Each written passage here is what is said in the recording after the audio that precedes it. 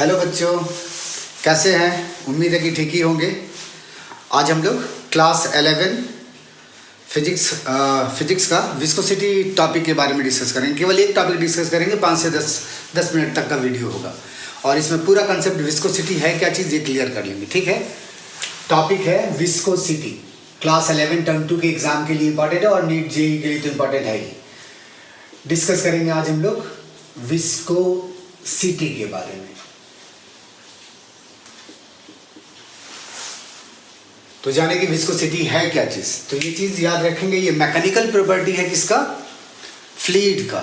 Mechanical property है fluid का। Fluid का मैकेनिकल प्रॉपर्टी में क्या क्या आता है? प्रेशर आता है, विस्कोसिटी आता है, सरफेस टेंशन आता है। तो आज के लेक्चर में हम लोग विस्कोसिटी के बारे में डिस्कशन करने जा रहे हैं। ठीक है, फ्लूइड कहने का मतलब सबको पता होगा, या तो लिक्विड या तो गैस। लिक्विड और गैस दोनों को कंबाइनली हम लोग फ्लूइड्स कहते हैं। तो जनरली लिक्विड के बारे में डिस्कस करेंगे, ऑटोमेटिक गैस के बारे में भी डिस्कशन हो जाएगा। विस्कोसिटी को समझने के लिए कुछ ऐसा समझे हम लोग, जरा देखें। सपोज करें कि ये कोई सरफेस है, रफ हॉरिजॉन्टल सरफेस है और इसके ऊपर कोई बॉडी रखा हुआ है और ये बॉडी सपोज करें मोशन करना स्टार्ट करता है। ठीक है, सॉलिड बॉडी से स्टार्ट कर रहे हो, अभी लिक्विड में जा नहीं रहे, बस समझाने का तरीका उसको समझना ठीक से है। सपोज करें ये कोई सॉलिड बॉडी है जो रफ सरफेस पर क्या कर रहा है, आगे की तरफ मोशन कर रहा है। तो फ्रिक्शन तो हम लोग टर्म 1 के एग्जाम में देख चुके हैं, टर्म 1 के पोर्शन में देख चुके हैं कि जब भी कोई सॉलिड बॉडी किसी सरफेस के ऊपर हॉरिजॉन्टल हो या इंक्लाइंड हो, उसके सरफेस के ऊपर जब वो मोशन करता है तो जो नीचे वाला सरफेस है, ये वाला जो सरफेस है, ये सरफेस क्या करता है, इसके मोशन को अपोज करता है। ठीक है, ये बॉडी फॉरवर्ड डायरेक्शन में मूव करना चाहता है और नीचे वाला लेयर उसको क्या करता है, आगे मोशन करने से रोकता है। तो ये जो फोर्स नीचे वाला लेयर इसके मोशन को जो अपोज करता है, वो अपोजिंग फोर्स अप्लाई करता है। इस अपोजिंग फोर्स को हम लोग फ्रिक्शनल फोर्स कहते हैं। क्लियर है ये चीज बच्चों? ये सब कुछ जान रहा है कि जब भी कोई सॉलिड बॉडी किसी सरफेस के ऊपर मोशन कर रहा होता है, नीचे वाला सरफेस उसके मोशन को क्या करता है, अपोज करता है, और जितना अपोजिंग फोर्स वो लगाता है उसको हम लोग क्या कहते हैं, फ्रिक्शनल फोर्स। जिस तरह से सॉलिड का मोशन है, अब जरा देखिए हम लोग, क्या लिक्विड का मोशन भी ऐसा ही होगा बच्चों? क्या लिक्विड भी ऐसे ही मोशन करेगा? तो आंसर है कभी ऐसा मोशन नहीं करेगा, क्योंकि जान रहे कि लिक्विड कई लेयर्स के मिलने से बना होता है और अलग अलग लेयर का स्पीड अलग अलग होता है। ये सभी को पता है। यहाँ जस्ट हम बता रहे हैं कि ये कोई लिक्विड है और ये लिक्विड क्या कर रहा है, हॉरिजॉन्टल डायरेक्शन में मोशन कर रहा है। लिक्विड कई लेयर्स के मिलने से बना होता है, जबकि सॉलिड में ऐसा कोई बात नहीं है। ये पूरा रिजिड बॉडी जो है एक साथ मोशन करता है, इसमें कोई डिफरेंट लेयर नहीं है। लेकिन जब कोई लिक्विड मोशन करता है, ये कोई लिक्विड है या गैस भी हो सकता है, एयर का पार्टिकल्स हो सकता है। जब ये मोशन करता है तो लिक्विड या गैसियस पार्टिकल जो गैस होते हैं वो कई लेयर्स के मिलने से बने होते हैं। अगर हम गहरा नदी को देखें, अगर ये गहरा नदी है, सपोज करें गहराई है इसके पास, अगर कोई जो फ्लोट करने वाला ऑब्जेक्ट है उसको अगर हम यहाँ डाल दें तो देखेंगे इस लेयर के साथ ये बहुत हाई स्पीड से क्या होता है, निकल जाता है। लेकिन अगर हम हाथ डाल करके पानी में, लिक्विड के अंदर, मतलब रिवर के अंदर, नदी के अंदर, अगर इसी फ्लोटिंग ऑब्जेक्ट को यहाँ डाल दें, ठीक है, तो एक साथ दो काम करना है। जो ऑब्जेक्ट यहाँ है, सेम टू सेम ऑब्जेक्ट यहाँ है, ये भी फ्लोटिंग ऑब्जेक्ट है, ये भी फ्लोटिंग ऑब्जेक्ट है। अब क्या कह रहे हैं हम लोग, एक को ऊपर छोड़ रहे हैं और एक को नीचे छोड़ रहे हैं, थोड़ा गहराई में जाकर छोड़ रहे हैं। तो देखेंगे क्या कि ये फास्टली मोशन कर जाएगा, मूव कर जाएगा, बहुत तेजी से आगे चला जाएगा, लेकिन उसके रिस्पेक्ट में ये थोड़ा स्लो हो जाएगा, ये स्लो जाएगा।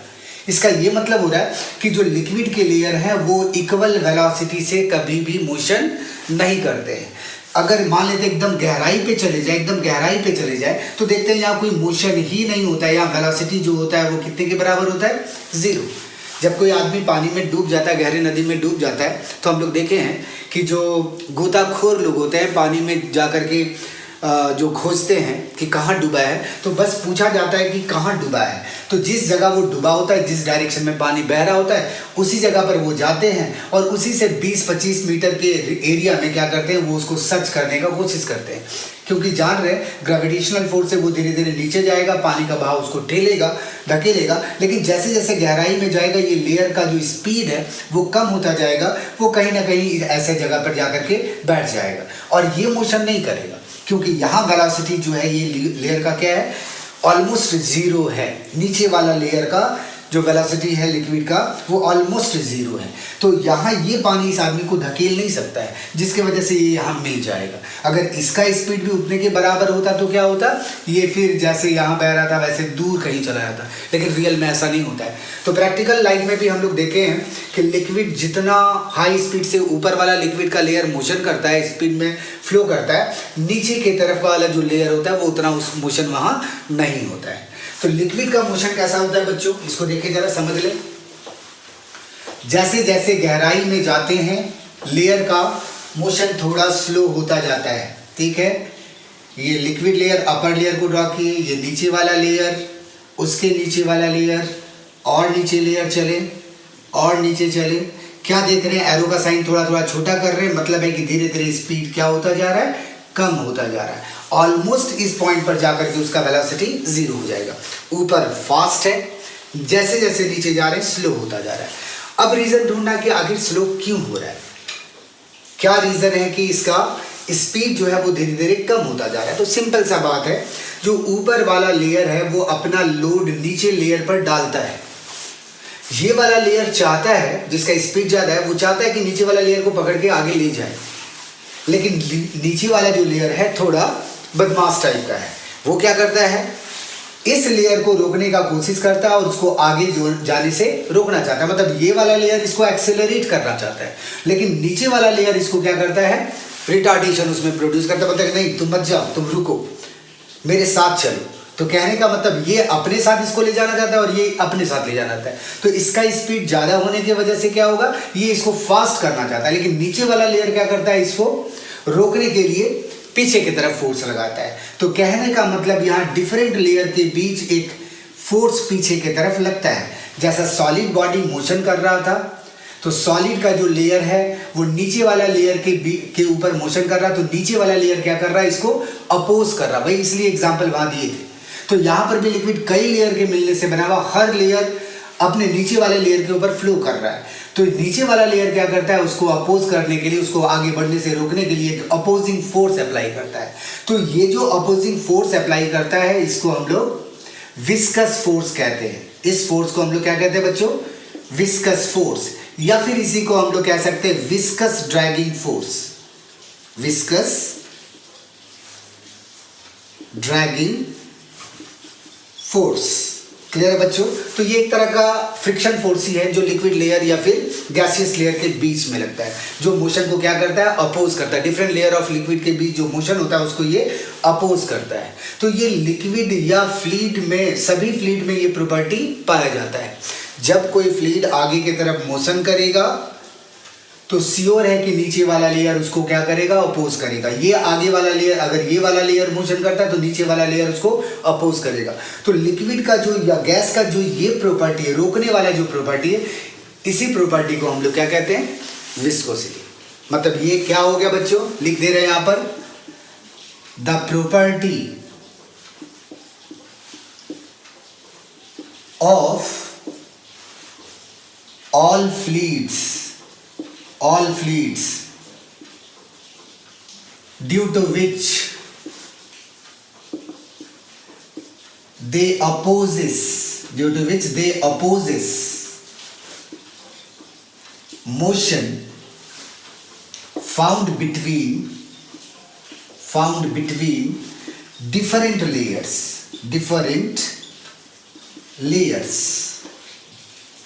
is known as viscosity. बच्चों क्या समझ में आया डेफिनेशन में, एक बार रीड कर लेते हैं। The property of all fluids, सभी फ्लूइड्स का, फ्लूइड्स कहने का मतलब लिक्विड या फिर गैस।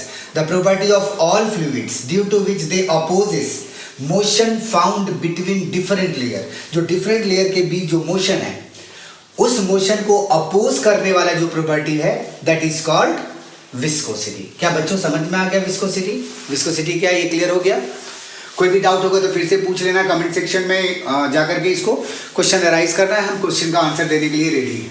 क्लियर है बच्चों विस्कोसिटी है क्या चीज? अब जरा कुछ एग्जाम्पल, सिंपल से एग्जाम्पल ले लेते हैं। जैसे अगर किसी ग्लास में कोई लिक्विड भरा है, जैसे सपोज करें जस्ट वाटर भरा हुआ है। अब अगर हम लोग क्या करते हैं, अपना हाथ उस लिक्विड में डालते हैं और तेजी से गोल गोल घुमा करके छोड़ देते हैं। गोल गोल घुमाकर छोड़ देने से क्या होगा बच्चों, देखना कि वो थोड़ा देर तक गोल गोल तो घूमेगा, लेकिन धीरे धीरे उसका स्पीड कम हो जाएगा और फाइनली वो रुक जाएगा। तो क्यों फाइनली रुक गया?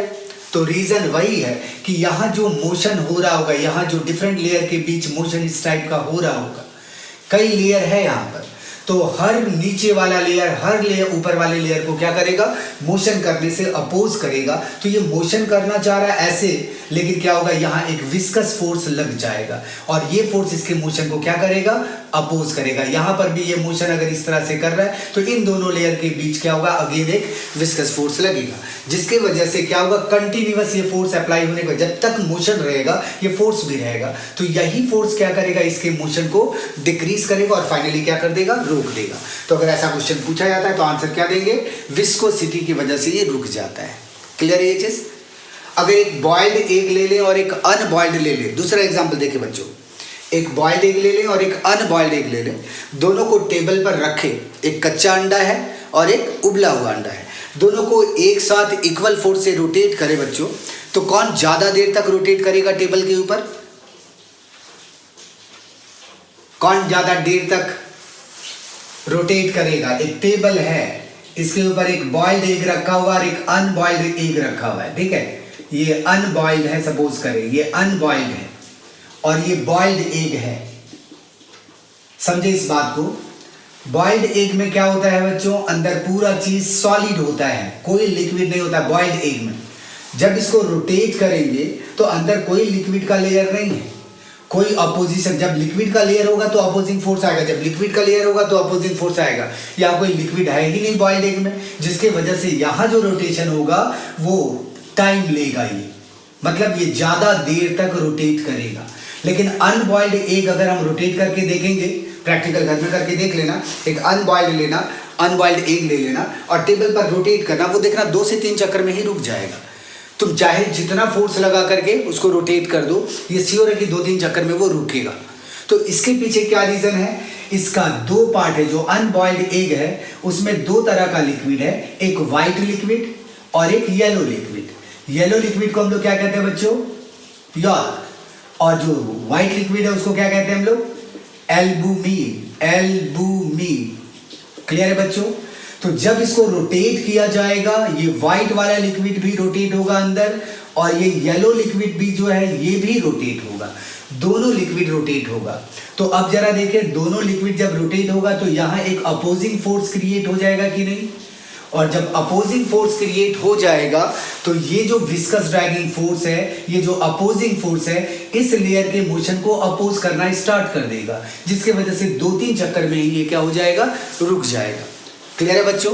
बॉइल्ड एग ज्यादा देर तक रोटेट करेगा और अनबॉइल्ड एग जो है वो कुछ ही देर में क्या हो जाएगा, रुक जाएगा। 1-2 रोटेशन, 2-3 रोटेशन जाते जाते रुक जाएगा। क्लियर है? अगर इसी तरह से एक कंटेनर में वाटर ले लें और एक कंटेनर में सपोज करें हम लोग हनी ले लें, हनी ठीक होता है, ये सबको पता है, ये हनी है और ये क्या है बच्चों, वाटर।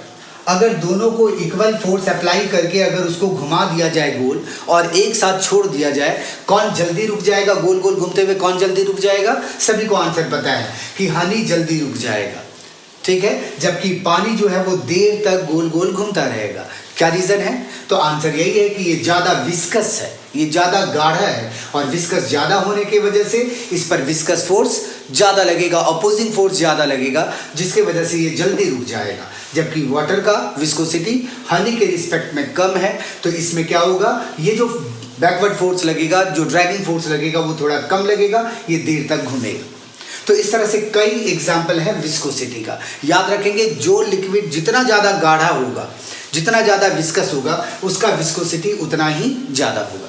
तो ये पूरा टॉपिक समझ में आ गया बच्चों। अगर स्क्रीन शॉट लेना चाहते हो तो जल्दी से ले लो।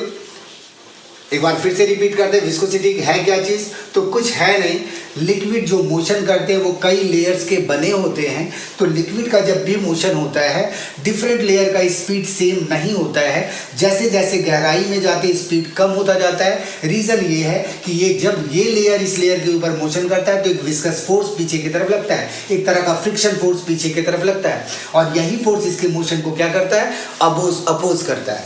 ये जो प्रॉपर्टी है ये सभी फ्लूइड्स में पाया जाता है। इसी अपोजिंग प्रॉपर्टी को हम लोग क्या कहते हैं बच्चों? विस्कोसिटी। क्लियर है? Okay, thank you. Next topic में फिर आएंगे, फिर इससे आगे जाएंगे। ज़्यादा देर का हम लोग वीडियो नहीं बनाएंगे, 5-10 मिनट ज़्यादा से ज़्यादा बनाएंगे, ठीक है? Okay, thank you.